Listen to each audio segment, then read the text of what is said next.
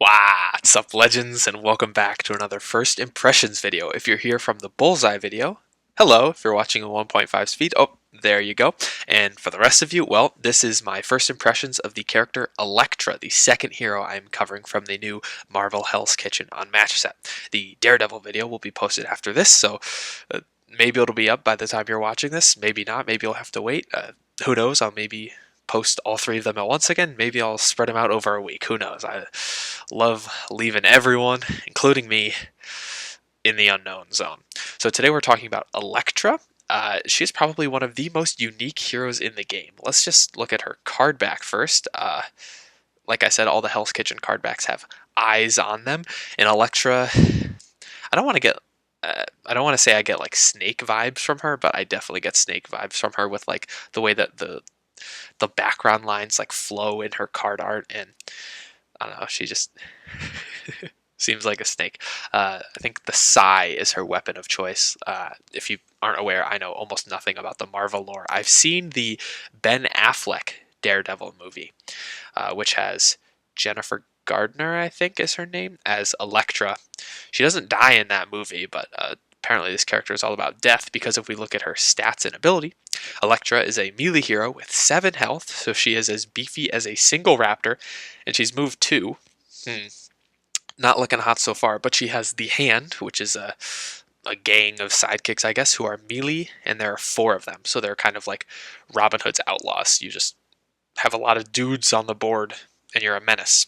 Her ability says, the first time Elektra would be defeated, meaning her health is reduced to 0, remove her and all Hand from the board. She is not defeated. Ooh, plot twist. At the start of your next turn, resurrect her. And then there's a second ability card. And your first time through Elektra, your first life, you ignore effects with the hand symbol on the card, which we'll go through. Talk about that when we actually look at the cards. So when Elektra is brought back, Elektra resurrected, she has 9 health, still move 2, still melee, the Hand still melee, still 4 of them. And when Elektra resurrects, flip your health dial so that if we're in person, you could see that she has a really cool health dial where on one side it starts at 7, and when it goes to 0, you flip it over and it says 9 on the other side, which is just really, really cool.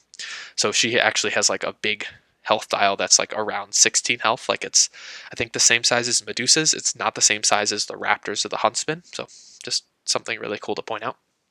And it says, place Elektra in all hand, back onto the board with each fighter in a different zone. And now, whenever there's a hand symbol on the cards, you must resolve effects with that symbol. So your cards are kind of dual purpose in a way. They do something on your first life, and usually they're better on your second life, which is just crazy to think about. All of your sidekicks come back, so you essentially have 8 sidekicks total, not including any revives you get from card effects. And you get to place all your fighters back onto the board with each in a different zone. So they're kind of spread out, but if your enemy is like hiding somewhere, it's usually pretty easy to surround them if you want to. So generally how I find you play Elektra is you go through your deck the first time and you kind of save certain cards. You build a combo so that when you come back onto the board after dying, well, for one, your card effects are better because usually the hand effects are good. They help you. So you're saving these cards to use them later when they're better, and you can come back basically anywhere and basically plop right down next to the opponent, similar to Vanish from Invisible Man's deck. And usually the hand will come into play, and while they might be a little spread out, you can use one of your 2 actions to maneuver in, and then you'll see you generally want to surround the enemy and then punch them to death. So it's really interesting because just the way this death works and the dual purpose cards, timing your death is important. The other thing to note is that Elektra only has a 20 card deck. She does not have 30 cards in her deck like every other character in the game, except Daredevil. He doesn't have a 30 card deck either. She has 20 cards in her deck, and and she starts the game with 5 of them. So you're starting the game with 10 less cards in your deck than the opponent, which seems bad, but it says, where does it say? Yes, when Elektra resurrects, you shuffle your discard pile back into your deck. So she's actually a menace in exhaustion if you can go through like all of your deck. Let's say you go through the 15 cards left in your deck after your opening hand. So your opponent, who started with 25 instead of 15 in their deck, if they are drawing at roughly the same rate as you, and they are 15 cards down, they're at 10 cards in their deck, you will reshuffle your deck, or your discard pile, and make a new deck. So let's just say you played 15 cards. Now you're actually 5 cards ahead of them in exhaustion, even though you started 10 cards down. So your opponent, I think, really wants to pressure Elektra on her first life and make her trigger her reshuffle before the deck count disparity is too big and she has a pretty good advantage. And I think on Elektra's end, you want to milk your first run through for everything it's got. If you're reaching exhaustion, meaning your deck runs out, you probably just have a huge advantage against your opponent if it's your first life. Of course, if you reach exhaustion in your second life, there's no reshuffle, so you might have to end the game quick because you only have 9 health and all your sidekicks will pop. So just really interesting ability. She dies and comes back to life, and just really interesting deck composition. So let's see her cards and how exactly they work. The first card, we're starting with the scheme, because it's really important for setting up those combo turns, is Mesmerize. So on your first life, the hand symbols, you ignore them. So this card just says choose an opponent and look at their hand, gain an action, which isn't a super strong effect. I guess if you're about to attack them, let's say they end next to you and you maybe have some decisions in your hand on what to attack them with, you can just look at their hand for free, essentially, because it doesn't cost an action, and know what defense cards they have so that you can play your attack cards more optimally, or at least try to mind game them a little bit better with full information. However, once you're dead, you choose a card for them to discard in addition to gaining the action and looking at their hand. So it's kind of like Eliminate the Impossible or Insight, the scheme that lets you look at your opponent's hand and discard a card from Buffy and Sherlock's deck, except this gives you an action. So it's really powerful if you can have one or both of them, because there's 2 copies of this, there's 2 copies of every card, one or both of them in your hand when you die. So when you come back, you can just put Elektra down next to the enemy hero, pop 2 of these, discard 2 of their best defense cards, and then just smack them, still with 2 actions. So I think holding on to this when you die is going to be super important. It is like knowing which cards to keep and which cards to just play on your first life, I think is kind of hard. It's something that I'm not even sure about, because yes, you could potentially play each card twice, so you have 2 copies of each card, so you could play 4 copies of each card. But I think timing the cards and putting them together, using them in conjunction, is really important, because if you use both of these, you will get them back in your second life when you reshuffle, but you won't get them back immediately. You'll have to draw into them, which could take time. You could never see them again, and I think having them both in your hand when you're gonna like combo your opponent on your resurrect is better than playing them for the just normal effect, because looking at your opponent's hand and gaining an action isn't particularly strong when you could be using it to also remove a card from their hand later at a specific time that you will control because you're holding on to these cards, and then hitting them with bigger things later. So I definitely think if you can keep both of these in your hand when you die in conjunction with a really good attack, you'll be in an A-OK spot, because that means your opponent has to keep basically a full hand count for the whole game, because if they die, or if you die and they only have like 2 or 3 cards in their hand, especially if they kill you on their turn, so let's say they hit you second action and kill you, you just come immediately back, and they're now a card down. It's, I guess, a little different if you die on your turn, because then your opponent has a chance to double maneuver, draw 2 cards, or whatever, play Riches Beyond Compare, draw even more cards, and then you won't be able to like exploit the fact that they have a lower hand count, because this card is really, really good against opponents who, if they only have 2 cards in your hand, in their hand, when you come back, you just delete both of them, you still have 2 actions and they have no cards in their hand to block with. So this card is instrumental in setting up Elektra's degeneracy. Another important card is Mystic Assassin. It's a 6 value attack, so a larger than life, and it has text. Let's see what it says. Oh, after combat, Elektra takes 3 damage. So you're going to have 7 health in your first life. So if you play both of these, you'll be at 1 health, which you're probably going to take a point of damage somewhere from your opponent. So if you play these, you will die, which I guess your opponent's probably going to block with a 3 or a 4, so the damage exchange is going to be roughly even. You hope they feint this. Like, if they play a feint, they take 4, you don't take anything. That is good value, but they'll probably save their feints for the hand, which we'll talk about in a second. But it's good to note that you sometimes want to kill yourself. Maybe you have the other combo pieces in hand and you want to die and your opponent just isn't doing it. I generally think most of the time you won't want to do that because you want to stall out your first life for as long as possible. But if you want to be more aggressive and you're ready to go, you can attack with this, kill yourself, and then on your next turn you'll come back and be able to proc all your combo-y goodness. On your resurrect, your second life, it triggers the hand symbols, and it says Elektra takes no damage instead. So basically, it's a 6 that deals you 3 on your first life, and it's a blank 6 on your second life, and you have 2 copies of it. I generally think you only play 1 in your first life, but in your second life, having 2 is really nice. Especially if you don't even play them in your first life, you just save them with your mesmerizes. You discard their 2 highest value blocks, and then you double attack them with a pair of 6s. That's pretty good, I'd say.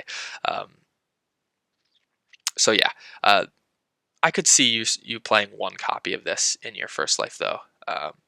It might be nice to have like 3 copies total, just for a little bit more damage, especially if your opponent is a little bit beefier. It might be worth taking the self damage just to put a little bit more damage over the top of their value blocks. Whew. The next card is the Fist. So the hand, which I think is a gang, like I said, I don't know anything about the lore, uses the Fist to attack, which the only way to counter that is with paper, of course. So anyways, bad joke. The Fist, the hand, I'm going to confuse those for sure. The Fist is a 3 value attack. It says after combat, you may deal 1 damage to your attacking fighter, which this is the hand only. Elektra can't use this, so dealing 1 damage to them will kill them. You can kill the attacking fighter, but if you do, you get the card back into your hand and you gain an action. So it's kind of like what large hands you have from Little Red. Funny that this is a hand card and it's a fist. It's just, it makes sense. Also, look, there's a snake on the art. I was telling you I got snake vibes from this character. Anyways, this is important because if your opponent doesn't have any cancels in their hand, and you know they don't have cancels in their hand because you took them away, you can surround your opponent with all of your sidekicks, which you get back when you get resurrected, and you attack them. You kill the hand that attacked, you get the card back, you just attack again with a different hand fighter. Oh, you can... So let's just say you attack your opponent 4 times. You've taken away 2 of their block cards. You've attacked them 4 times with a 3 value attack, and you still have 2 actions. You might have to spend an action maneuvering in to get your hand workers in place, because remember, your fighters go back onto the board in different zones. So based on your enemy's positioning, when you die, you might not be able to just place multiple fighters adjacent to the opposing fighter you want to attack, but still spending an action to maneuver in and then attacking them a bunch and then maybe finishing it off with a big 6 is pretty lethal, and against characters without post-combat move effects or a plethora of cancels, they need to have a really good hand just of a lot of cards they can block with. Otherwise, they're just going to get wrecked when you resurrect. And I think that is one of Elektra's strengths, is that she can craft this big hand. So many hand puns in this video. She can craft this perfect hand so that when she dies, she just annihilates you. And if you're not ready for that, GG's. This is the only hand-specific card, but I will say you don't even need both copies of this because you just need one in your hand when you're getting resurrected, and one copy is enough for all of your sidekicks to use. The next card is Hands of Red. So this is how you get sidekicks back that aren't not from the resurrect. So it's just a 4-value attack that returns a defeated hand to a space in Elektra's zone. It's actually pretty good that this is a 4-value attack because even if it's cancelled, they're still taking 2 damage over a feint, and they're generally not going to want to play their cancels on Elektra because you have a 6 that, if the effect is cancelled, is a huge win for you. So I generally think these are almost guaranteed, depending on the cards you've played already. This is a sidekick revive on an attack. It's the second one. I think Yanenga is the first. I generally think sidekick revives are better when they're on like black cards like Robin Hood or schemes like Muldoon or Dracula, just because they're a little bit easier to guarantee. But like I said, this is probably not getting canceled anyway, so it's generally fine, and the fact that it's on a decent valued card is also good. So you have 2 copies of this in your first life, and you start with 4 hands. So let's say you play both of them, and you get 6 hands total on your next life. They all die. We'll find out how in a second. Or they die because of this.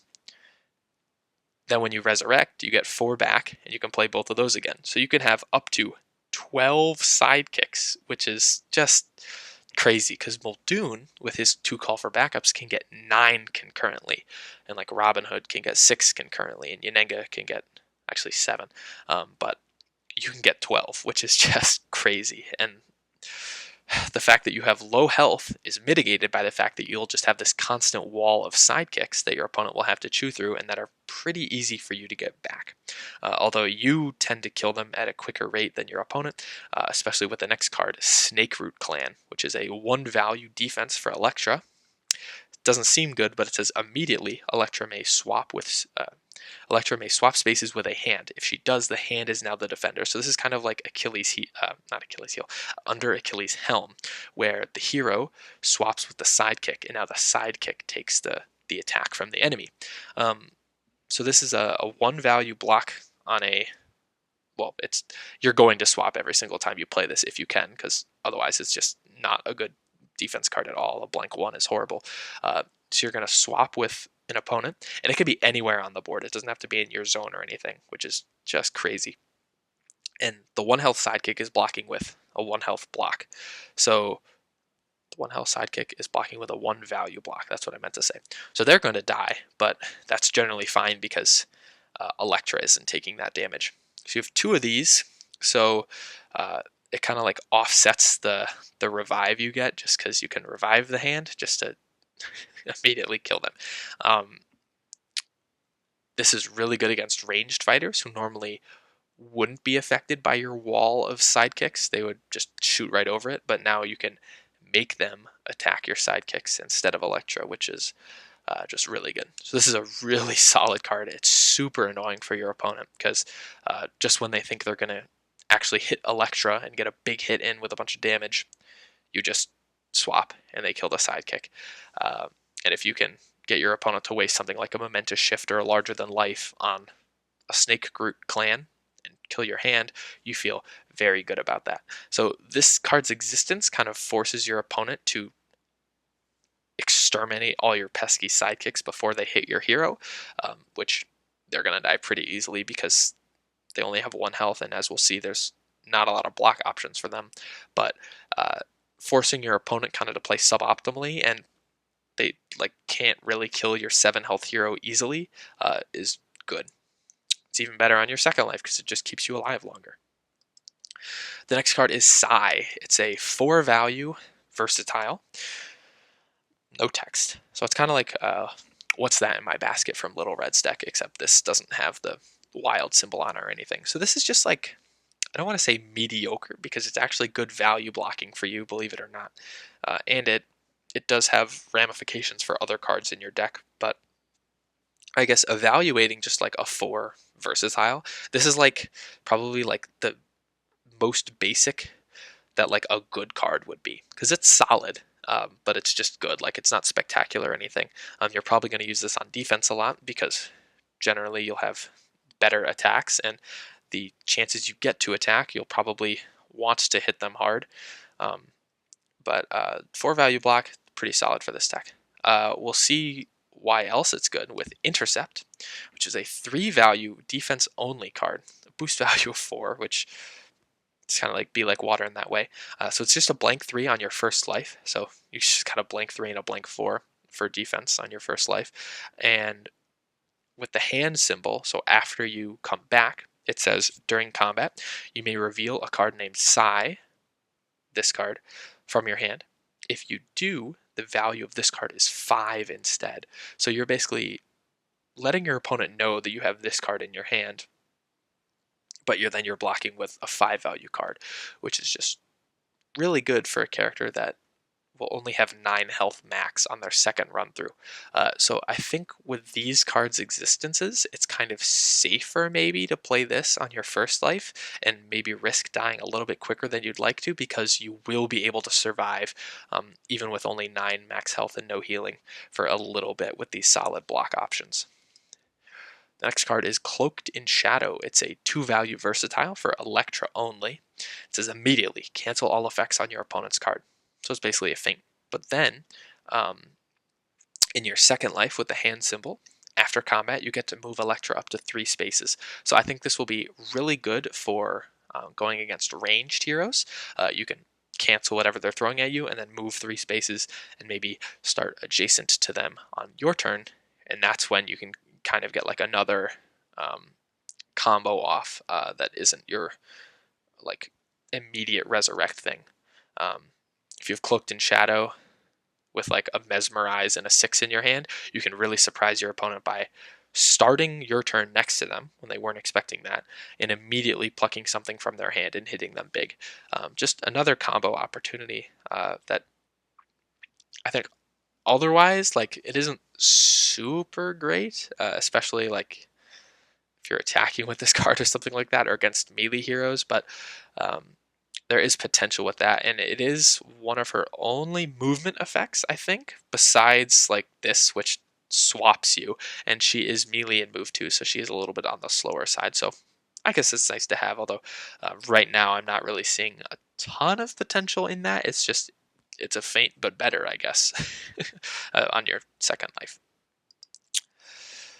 Ninjutsu is the only Eddie card in this deck. So this is actually the only card the hand can block with, and I don't even know if you waste this card on blocking with the hand, because most good attacks in this game are at least a 4, so they're probably just going to die anyway, even though you're blocking with a 3. It does say after combat, place your fighter in any space, so I think this is actually a pretty good card for Elektra to use as well. So I lied. You do have more movement effects. Silly me. I don't know the decks that well. It also could be a bait attack for the fist if you know your opponent has a cancel in their hand. Let's say you only had 1 mesmerized, but you saw that they had 2 feints. You take out 1, and then you just play ninjutsu on your first attack, and hopefully they feint it, still take a damage, and then you have another action to go ham with the fist. So there's potential there. But basically, when the hand is attacking, your opponent will know it's either the fist or ninjutsu, and this is the only card they can block with. So a little bit of predictability with your sidekicks, but like I said before, they are much better used as meat shields, I think, and combo pieces than like actual sidekicks that you care about, maybe. And the last card in your deck is Whirlwind, which is a 2 value versatile that does nothing on your first life. So these cards are just like blank values on your first life, which isn't too great. And with the hand symbol on your second life, it says deal 1 damage to each adjacent opposing fighter. So I guess there's some application there if you want to get rid of your opponent's sidekicks late in the game. Although I think generally by the time it's your second life, like the harpies or the sisters, they're probably going to be dead anyways, I guess. And if you're blocking with a 2 value card when you only have 9 health, that's a little risky. So overall, her block package isn't too great. Although I think these 3 cards are really good at keeping her alive, especially this one. Because this isn't vulnerable to cancels or anything like that because it happens immediately and it's on defense, so it'll always trigger first. But so I guess overall the deck like isn't really super like special mechanically, besides the fact that your whole ability is just nuts, and the fact that a lot of cards have like dual purposes or they just do different things in your first and second life. The effects themselves aren't super complicated. It's just they're really good in conjunction with each other, and I think this deck, like Daredevil, will be played by menaces who just will nuke you when they come back to life. It's interesting to see, or I guess just think about like how meta this deck will be, because there's a ton of combo potential in that whole resurrection thing, and you definitely can win exhaustion games against characters that like otherwise would have a huge advantage against other normal deck timer characters, except because your deck timer is so weird, your opponent will be forced to aggress you very early on if they want to win an exhaustion, and then you're fine just sitting back, running away, saving certain cards in your hand, making your opponent expend a bunch of resources on your first life, and then you come back basically at full strength. You get all your sidekicks back. You get a full deck reshuffle. Not a full deck reshuffle because you keep whatever's in your hand when you die, but um, I think there's a ton of potential for this character, and it's going to take a lot more testing than what I've done to be able to figure her out. So I'd love to hear what you think of Elektra in the comments down below, what I'm right about, what I'm wrong about, just what are your thoughts if I missed anything. I think she's a super interesting character, and I will look forward to playing her more in the future. But so that will be it for this video. Like I said, the Bullseye video is already posted. Daredevil will be posted soon afterwards if it's not already posted. If it is, go watch it. But with all that out of the way, thank you so much for watching, and as always, like, subscribe, and yeet!